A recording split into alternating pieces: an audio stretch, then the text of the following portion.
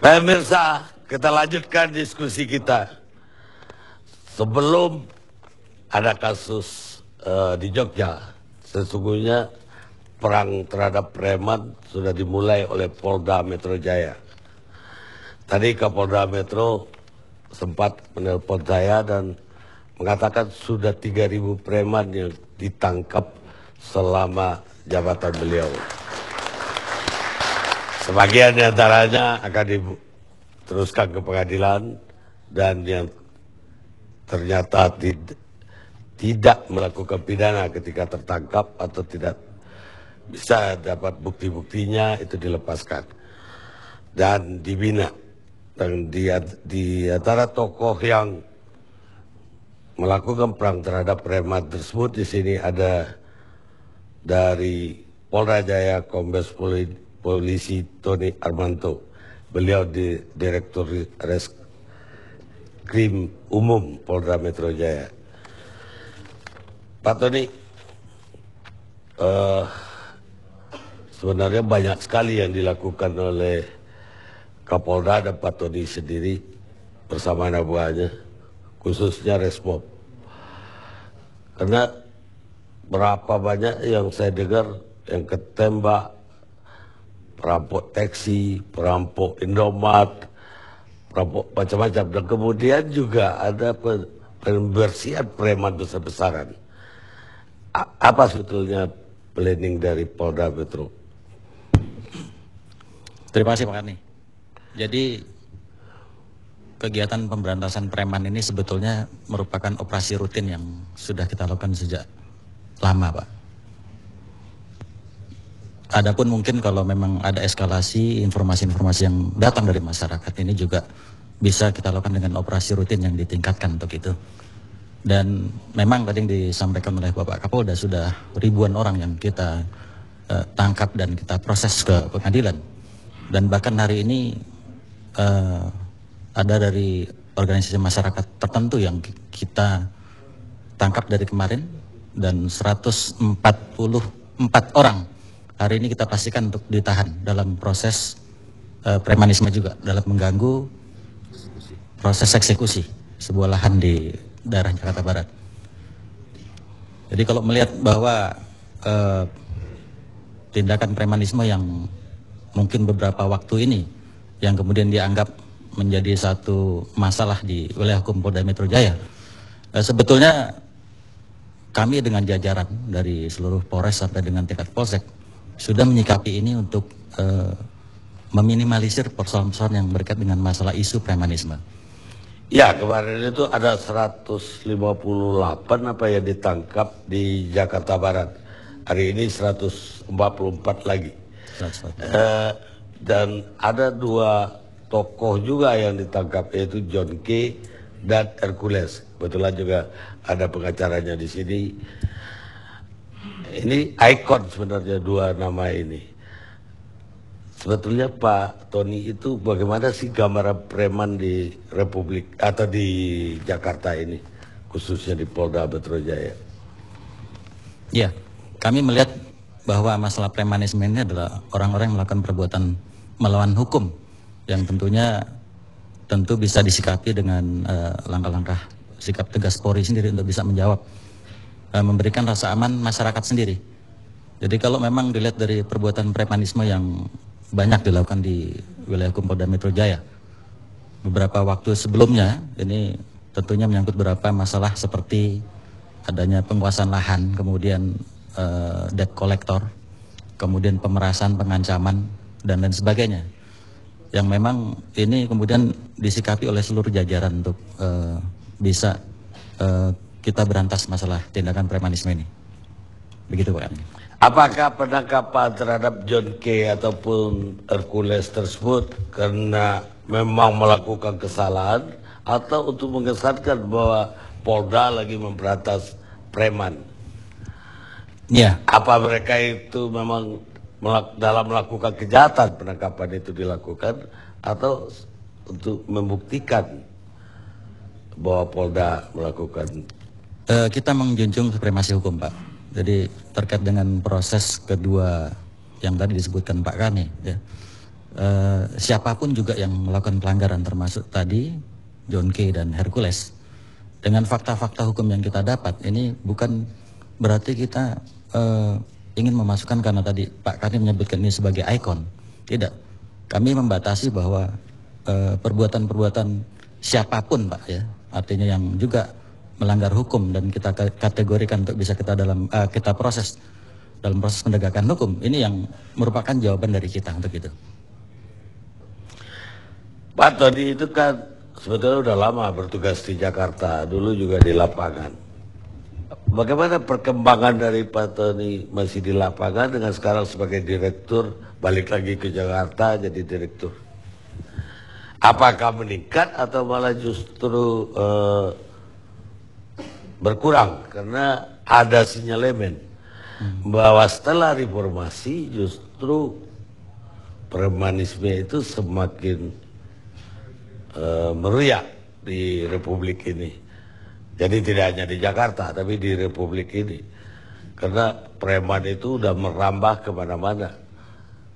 Dan ini juga ada hubungannya dengan hukum yang dianggap tidak tegak. Jadi kalau orang mau menagih hutangnya atau piutangnya kepada orang lain, dia tidak bisa lagi memberikan kepercayaan ke pengadilan yang bertahun-tahun melakukan bisa dieksekusi. Akhirnya yang paling gampang itu ya pakai preman. Dan sebaliknya yang ditagih juga akan pakai preman untuk menghadapinya lagi. Begitu juga dalam berbagai kasus perdata terjadi demikian. Bahkan orang yang punya perusahaan kredit card juga pakai preman juga untuk menagih atau leasing yang saya bilang tadi. Perkembangannya memang lebih parah dibandingkan zaman dulu. Iya, mungkin yang pernah kami ketahui bahwa teori hukum di mana ada perkembangan masyarakat ini juga tentu diikuti dengan perkembangan kejahatan juga. Jadi kalau melihat pengalaman kami dibanding dengan beberapa tahun yang silam, kami melihat bahwa masalah-masalah premanisme ini juga memang bisa kita kategorikan meningkat dalam setiap waktu tadi. Tentunya juga seiring dengan jawaban kami dalam melakukan proses penegakan hukum yang juga semakin banyak. Ini menjadi satu parameter bahwa memang indikasi kejahatan premanisme ini juga berkembang sesuai dengan perkembangan pertumbuhan masyarakat itu sendiri, Pak Kani. Jadi kalau pengalaman kami tadi, kami melihat bahwa jawaban ketegasan penegakan hukum inilah yang bisa akan memberangus suara kegiatan premanisme ini sendiri. Itu yang kami dapat sampaikan. Baik, mungkin Pak Rikwanto sebagai Kabid Humas Polda bisa menambahkan dari penjelasan dari Pak Tony yang di lapangan. Ya, terima kasih Pak Karni. Untuk preman atau premanisme bisa kita kategorikan dua ya. Preman itu cenderung terlihat secara fisik dan masyarakat yang lihat itu cenderung yang ada di jalan sehari-hari yang tampangnya menyeramkan, bahkan belum melakukan apa-apa sudah kesannya mengintimidasi. Kemudian premanisme ini gaya-gayanya, termasuk diantara kita kadang-kadang suka muncul gaya-gaya preman ini. Nah, yang jadi pemahaman masyarakat, preman-preman yang dimaksud adalah preman yang nyata di lapangan, yang nyata-nyata ada di antara dia seperti di lampu merah, di parkir-parkir, kemudian di pasar-pasar, di terminal-terminal. Nah, ini sudah kita lakukan penjaringan, kemudian kita proses yang memang terkena pasal-pasal pidana yang tidak kita identifikasi, kita amankan, kemudian kita bina. Kemudian yang tidak ya kita kembalikan ke masyarakat. Cuma masalahnya, begitu dikembalikan ke masyarakat, mereka karena tidak punya tempat, tidak ada yang membina, tidak ada yang menampung, kembali lagi ke tempat semula. Nah, di sini ironisnya, ada sebagian masyarakat mengatakan, loh kok kembali lagi, kan sudah ditangkap polisi. Apa polisinya kong kali kong sama premannya? Ini dilema juga buat kita. Semakin banyak kita menangkap preman, semakin banyak juga kita melepaskan mereka. Karena tidak mungkin setiap yang kita tangkap itu bisa kita proses hukum. Pada waktu kita jaring, kita amankan, bisa dikatakan preman. Namun begitu mereka terkena sanksi pasal pidana, mereka adalah pelaku-pelaku kejahatan. Ini yang membedakannya. Baik, ada 3.000 ini. Ini operasi besar, 3.000 yang ditangkap. Ini planning dari Polda sendiri kemana ini? Mau bagaimana? Ya memang Pak Karni, kita memang memberantas preman ini tidak bisa sendiri ya. Di Jakarta potensi untuk preman berkembang dan ada terus ini selalu muncul setiap hari. Karena satu sisi urban ya, urbanisasi, satu sisi juga anak-anak ini makin besar, SD, SMP, SMA, begitu dia harusnya mandiri, tidak bisa eksis karena keterampilan dan karena pendidikan. Akhirnya mencari celah-celah sebelum dia dapat pekerjaan tetap. Celah-celahnya itu ya seperti parkir, di pasar dan lain-lain. Inilah embrio preman salah satunya, apalagi di lingkungan kita banyak yang permisif terhadap hal-hal yang menjurus ke arah premanisme. Adanya kemasabodohan kita, ya seperti RT RW sudah tidak lagi tokoh-tokoh masyarakat ingin menjadi RT RW, cukup orang sekitar saja yang sehari-hari tempat.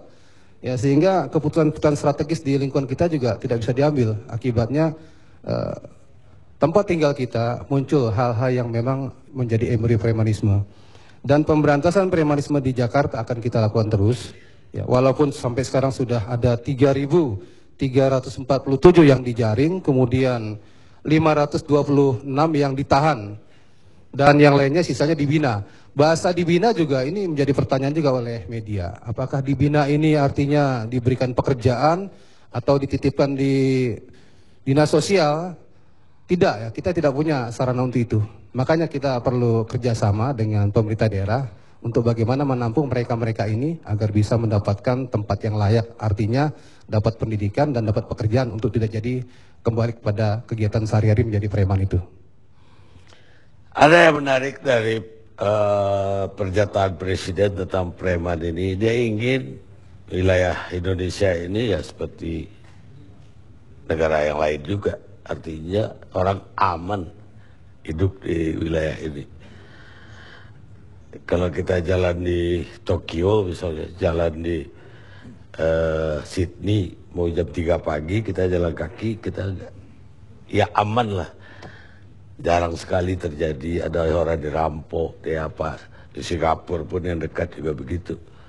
Di negeri kita jalan malam di Salemba aja kita nggak berani. Bahkan di depan Polda pun kita nggak berani jalan. Ini ada target nggak kapan kita bisa seperti itu? Minimal untuk Jakarta. Nanti kayak Pak Boy Rafli saya mau tanya di Indonesia gimana? Ya, memang ada tahapan ya, security, surety, safety, sampai peace, damai di bumi, damai di langit, apapun istilahnya. Artinya, apabila seseorang tidur sebuah taman Suropati umpamanya, dia tertidur dengan apa yang dia bawa, tas-tasnya, kemudian dia bangun kembali tanpa terjadi apa-apa, mungkin itu yang kita katakan peace ya, tidak terjadi apa-apa. Nah di Jakarta kondisi tersebut sulit ya. Kita sadari bersama karena memang bagaimana hiruk pikuknya Jakarta, hedonismenya Jakarta, bagaimana orang dikejar dengan waktu, dikejar dengan mencari penghidupan, yang setiap kesempatan, tiap momen itu harus bisa dimanfaatkan, termasuk juga mereka-mereka yang tidak punya tempat yang layak dalam rangka mencari nafkah. Itu juga termasuk momen orang tidur itu. Kalau nganggur, tertidur ya diambil tasnya apa boleh buat. Nah, ini kondisi ini memang masih ada. Ini kita berjuang untuk ke arah itu supaya bagaimana menciptakan kawasan Jakarta menjadi lebih aman sampai kepada peace ya. Cuma tahapannya memang harus ada contoh-contoh tempat dulu yang secara komprehensif dibina bersama, baru kemudian pindah ke tempat-tempat yang lain. Pak, Tokyo itu mungkin 10 kali lebih sibuk dibanding negeri kita ya. Itu barang tinggal pun kita balik lagi, mau tustel tinggal masih ada. Artinya kejahatan itu betul-betul minim sekali. Di kita, di Sandang pun mungkin direbut orang kan. Itu yang terjadi di negeri kita. Apakah ini bukan juga karena polisi selama ini tidak konsisten? Ada musim-musimnya, jadi lagi ada musim memberantas preman, diberantas. Nanti lagi musimnya santai banget. Sampai itu preman itu subur. Masih Pak Karni, mungkin variabelnya terlalu banyak ya untuk bisa terjadi hal demikian. Yang jelas sistem. contoh sistem di perumahan yang sudah maju seperti ya di Cikarang atau Lipo, Karawaci, bukan promosi nih ya. Sistem itu dibangun lengkap, ya sarananya, security-nya, siapa yang mengatur taman dan lain-lain. Nah, sehingga tidak membuka peluang untuk unsur lain masuk mengisi sistem yang kosong. Nah, seperti kita contohkan di Gelora Bung Karno. Di situ sering ada konser, ada pertandingan sepak bola. Parkirnya dari depan, ambil karcis keluar bayar. Atau masuk bayar. Tapi di dalam tidak ada diurusi, sistemnya tidak ada. Karena sistem tidak ada, diisi oleh unsur-unsur lain. Nah, disitulah akar muasalnya premanisme. Kalau itu mau selesai, ya kasih seragam aja mereka, dijadikan karyawan supaya bisa pengawasannya lebih mudah. Ya, dalam kompleks-kompleks yang dibilang tadi lebih mengandalkan justru bukan dari kepolisian, tapi dari satpam, dari security sendiri. Ada juga yang dijaga preman juga, ternyata perumahannya, supaya nggak kena preman yang lain. Jadi artinya preman dihidupkan lagi oleh publik sendiri. Karena tidak berfungsi, polisinya yang nggak berfungsi kan. Nah, ini juga fakta-fakta di publik yang terjadi seperti tadi. Karena eksekusi tidak mungkin dilakukan, pengacara sendiri bayar preman untuk bisa membela kliennya. Ini kan faktanya. Maksud saya begini, jadi masyarakat juga tidak selalu harus mengharapkan polisi terus. Masyarakat juga harus membangun sistem sosial, norma-norma, nilai-nilai yang memang bisa melingkupi di lingkungan tersebut, tercipta rasa damai, aman, sentosa. Nah, polisi tinggal bagaimana membina sistem itu supaya tetap berjalan dengan damai juga. Jadi bukan berarti damai itu karena ada polisi di mana-mana atau polisi selalu patroli di mana-mana, walaupun itu memang tugasnya. Tapi alangkah baiknya masyarakat itu membangun sistem sosialnya sendiri sehingga polisi tinggal mengawasi dan membinanya. Baik, sebelum saya tutup segmen ini, saya mau tanya Pak Tony. Kebetulan pengacaranya ada. Bukti apa terhadap Hercules sehingga dia ditangkap yang polisi dapatkan? Karena begini, banyak juga yang mengatakan bahwa beliau itu justru dermawan, punya usaha yang legal, yang sah, dan banyak memberi sumbangan kemana-mana. Ya, kami tentunya bekerja dengan fakta hukum, Pak Karni. Ya. Jadi apa yang kami dapatkan di lapangan, kemudian itu berupa nanti keterangan saksi, kemudian bukti-bukti yang ada. Ini menjadi fakta hukum yang bisa kami angkat dalam proses penegakan hukum yang kami lakukan untuk itu. Jadi kembali bahwa fakta yang ada, yang kami peroleh, bahwa perbuatan saudara Hercules dan kawan-kawannya ini, yang pertama adalah berdasarkan fakta yang kami dapatkan. Pertama, memprovokasi anggotanya untuk melawan petugas yang sedang berada di sana. Ini fakta yang kita temukan dan memang dibuktikan oleh keterangan saksi-saksi untuk itu. Kemudian fakta kedua, ini juga ada unsur kekerasan 170 ya, terhadap anggota yang saat itu sedang bertugas di sana dalam pengawasan areal tertentu di wilayah tersebut. Kemudian yang ketiga, ini adalah masalah penguasaan senjata api, di mana yang kami temukan senjata api ini berada di rumahnya saudara Hercules untuk itu. Kemudian ada lagi kasus-kasus yang juga akan segera menjerat yang bersangkutan. Ini terkait dengan kasus pemerasan yang saat ini sedang dalam proses penyidikan di Polres Jakarta Barat. Dan ini sudah kami dapatkan korban-korban yang memang sudah menyebutkan perbuatan yang bersangkutan. Dan sudah menjadi fakta hukum kembali untuk dilakukan proses penyidikan untuk ini. Itu saja Pak Kami. Baik Pak, mungkin untuk Pak Rikwanto sebagai humas,